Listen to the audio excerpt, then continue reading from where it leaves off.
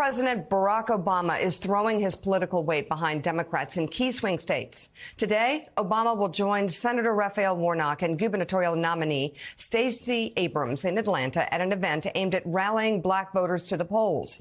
Meanwhile, in Pennsylvania, the former president is starring in a new campaign ad focused on, quote, the fate of our democracy and a woman's right to choose. Let's take a look. In Pennsylvania, you've got some important choices to make this year. So when the fate of our democracy and a woman's right to choose are on the line, vote Democrat on November 8th.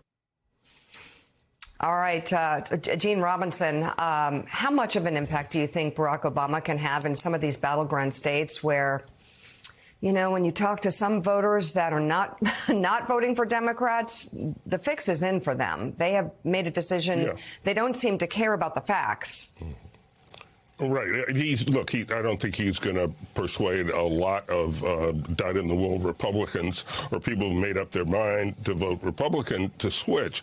What he's going to try to do is drive Democratic turnout and get Democratic voters who don't usually vote in midterms, and there are a lot of them, to vote in this one. And in particular, in the places he's going to, he's talking to people in Pennsylvania Democrats, but he's going to go to Milwaukee. He's going to go to Michigan. He's going to go to some places where he can drive African American turnout, in particular, or hopes to do that, because that could make a huge difference. The early voting numbers in Atlanta suggest, and in Georgia suggest, that African Americans are coming out early to vote in large numbers, and that sort of thing is very hopeful for Democratic candidates. So that's what Obama's going to try to do, and he is,